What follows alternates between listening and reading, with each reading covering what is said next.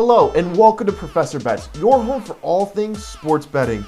Today we're going to be talking about the NFL Week 14 matchups that we have in store for you guys, and this is big. I have a total of 8 different things I want to talk about, 8 different bets. 6 are going to be lines and 2 are going to be over-unders, as that was a special request by one of my new subscribers. I'm going to do whatever it takes to say thank you to you guys, and that is what this is. As I was requested to do that, that is what I'm going to do. If I can make it work for any of you guys, I'm going to try. We're going to go ahead and jump right into it, though, with the Browns versus the Ravens. The Browns are a -2.5 favorite. I like this number with the medical clearing of Nick Chubb. This adds back that dynamic to the Browns offense that they've been lacking so sorely in the last few weeks. Coupled with that, with the Ravens seeming to never catch a break with the injury bug. They keep getting hurt. They keep getting hurt. You see pieces, key pieces of their offense and defense start to fall off. The last one was Marlon Humphrey, who will now be out for the season, guys. That makes their defense just worse and worse.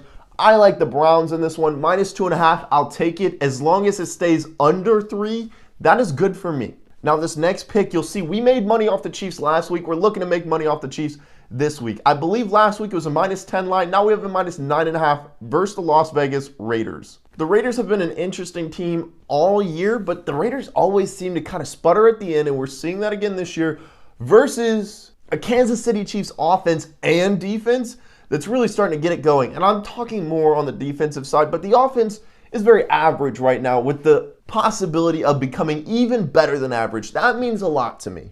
Good teams get good at the right time, which is at the end of the season. They're building up for the playoffs. They will be in the playoffs. They will win the division. I think that they solidified that when they beat the Broncos last week. Though we're moving quicker, it's because we have more picks. We're moving into our third one. That's the Cowboys versus Washington football team. The Cowboys are favored at -4.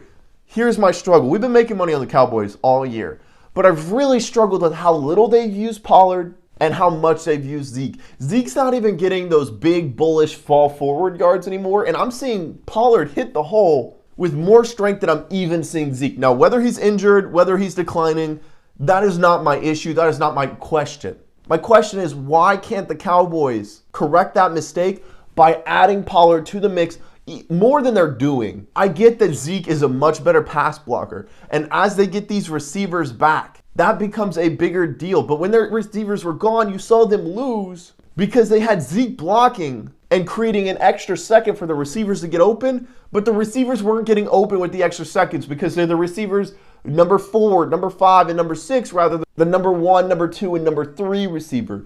So there was a little bit of silliness that they didn't make that adjustment to put Pollard out there to add some dynamics to their offense. That's why they went on that little slide. So if you're wondering what happened to the offense once Dak got back and they still weren't on page, it was because of those injuries and the Cowboys' lack of ability to adapt to those injuries. Looking forward to this game, though, that should not be an issue. The Cowboys are getting healthy at the right time. This is really a big week for them to lock down the division, just like it was for the Kansas City last week. I expect the champs to do what they do. They're going to take that division this week. My next pick features a huge number. Guys, you know I don't like to do huge numbers. I really don't.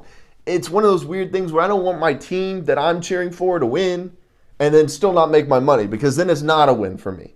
But we have possibly the best team in the NFL. Forget the NFC, forget the division. Possibly the best team in the NFL going up against the Bears, who might be the most limited team on offense. They have the lowest ceiling of pretty much any offense, I think, in the NFL, probably bottom 4 in the league on offense. And they just don't have the ability to do a whole lot with what they have.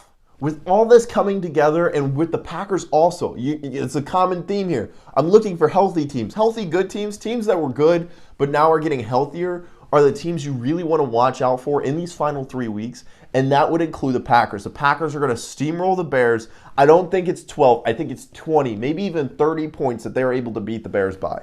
Now I have my 2 upset picks, guys. You're going to say, this is crazy. Some of these picks are not things that I normally do, but I like the odds here.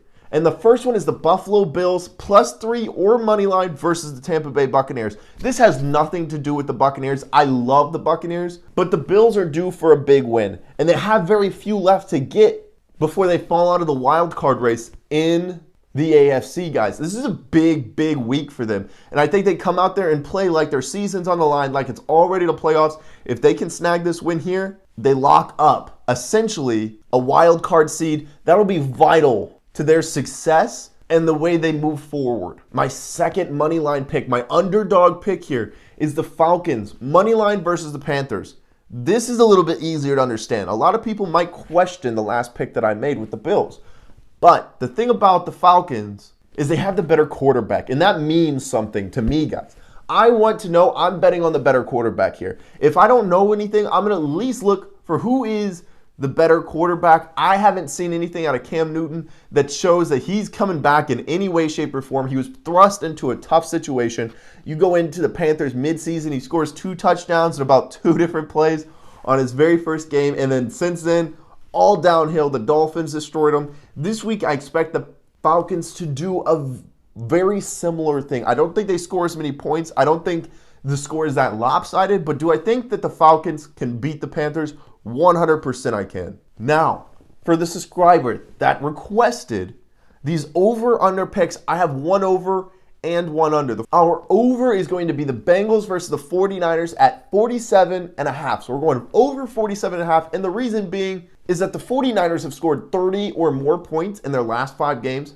That takes up most of that there. So I need the Bengals only to score about 17, 18 points for that to work. I like those numbers a lot. The Bengals have a really good offense. You'll see at the second half, they sort of get it going with that offense. They normally end up putting pretty good points on the board. I think that the San Francisco 49ers will not struggle with that defense, and I don't think the Cincinnati Bengals will have trouble to score the remaining points needed for us to get the over on that matchup. Now, for my last bet, we have the under 44.5 for the Steelers versus the Vikings.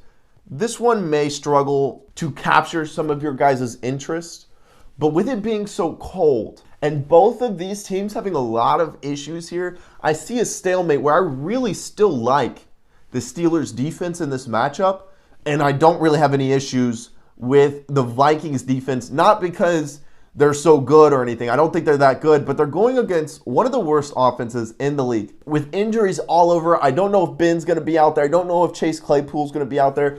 I feel really comfortable that 44.5 is going to be a struggle for these two teams to reach to. Now, I know this video went a little bit quicker, and it's because I wanted to fit in all 8 of my picks. Thank you so much for watching Professor Bets, our Week 14 picks. Guys, we have been doing really, really well. If you want to add in our UFC picks, we've been doing phenomenal. UFC is really one of my strengths, but so is the NFL, and together, I've been just making so much money, and I haven't even been betting that aggressively. The reason being is I must see the avenues to victory before I bet either that fighter, that team, so on and so forth. Look forward to catching our basketball videos that will be coming out. I say basketball because we will be mixing NBA and NCAA together for your entertainment, for your money-making abilities. That is big for me. Thank you guys so much for watching. Take care. Have a great rest of your week.